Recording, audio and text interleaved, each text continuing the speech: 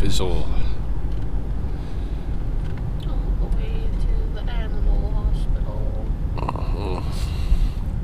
Emergency vet seeing Fizz in 8 minutes. Just wants to sleep.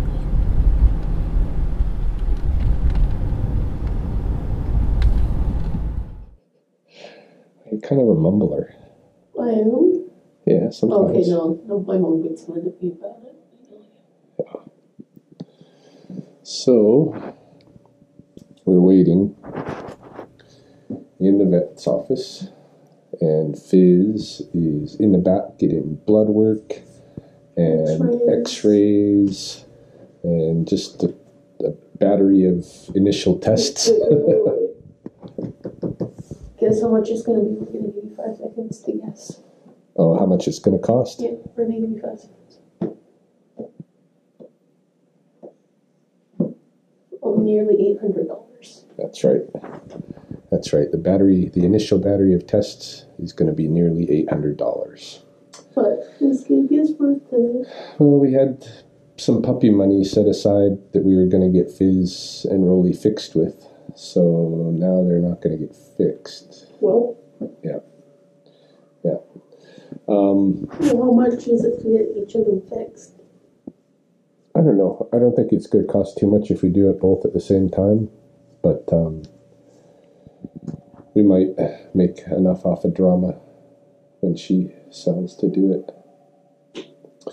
But yeah, Fizz is going to get these tests. They're thinking either his pancreas is inflamed or he's got a problem in his stomach. It's like a hemorrhagic something that is like a really bad upset stomach that's bleeding, or he's got some kind of foreign object.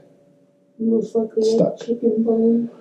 Most likely a chicken bone, and I'm going with that as the very likely causation because... Me too. Because we feed the dogs roasted chicken every day. And so a couple of times a week I have chicken carcasses and I bring those out back and give them as offerings to the magpies who take them away. But there's always, 1 or 2 bones still lingering around back there. The dogs find it, They normally have a calcified poop, and everything's okay. But I think something's caught in his system this time. I don't know, I think Fizgig is old. He looks old, and Brian got him a while ago from... Yeah, we really don't know his age because I think so. We adopted him from another family, and it was kind of an emergency decision. we didn't stop to ask his whole history. I mean, you guys practically stole him. Yeah, pretty much. Well, she belonged to one of Mahoney's cousins, or he belonged to one of Mahoney's cousins, but Mahoney was visiting her auntie, who's the mom of this cousin, and the auntie gave her the dog because the dog was starving because it was being neglected. Yeah. So we took him in, and he was like skin and bones, and we could tell he'd been, he's also got,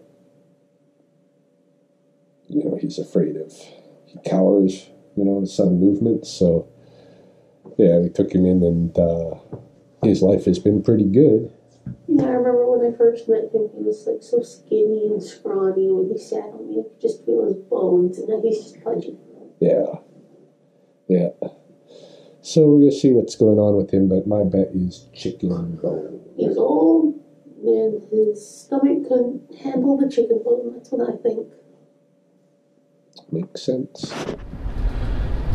All right, so the verdict so far is that from the x-ray, they didn't see any obstructions. There's nothing obvious in the x-ray that's wrong, but in the blood work, there's all the signs that he has the pancreas issue, that his pancreas is inflamed, and so they're going to keep him at least 1 night, probably 2 nights, and they're going to medicate him with painkillers, antibiotics, fluids to rehydrate him. When we were in there, I gave him some water to drink, and he drank a good amount of it, and then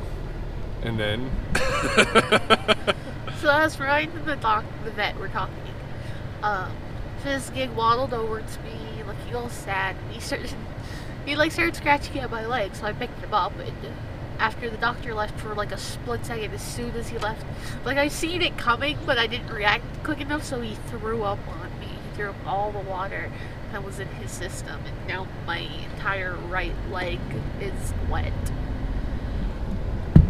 yeah, so Fizz is not doing good. They gotta hydrate him, give him antibiotics, and pain medications, and see if they can get him stable again. So we may see him tomorrow, or maybe a couple of days, but it sounds like they're gonna get things under control though. So I'm happy, but the expense of it, Not too happy. not too happy. Like the $700 something was just for the tests, and now there's another $700 something for his hospitalization and medications and stuff. So we're looking at about $1,500, I think, when all is said and done, maybe.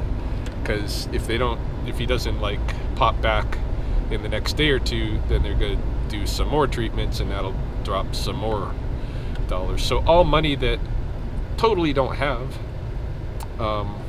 Well, we do have a little pocket of money from puppy sales, but it's not even that much that we're gonna have to put forward to it. But I don't know. Don't know, but it has to be done, so it's gonna be done one way or another. He's in there. That's about that.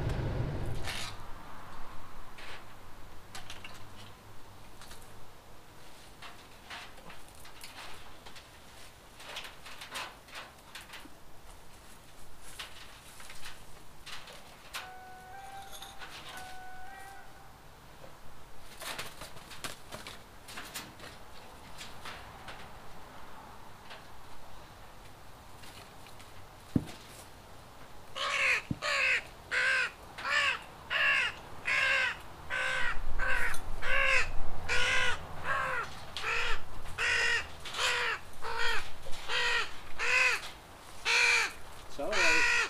It's all right.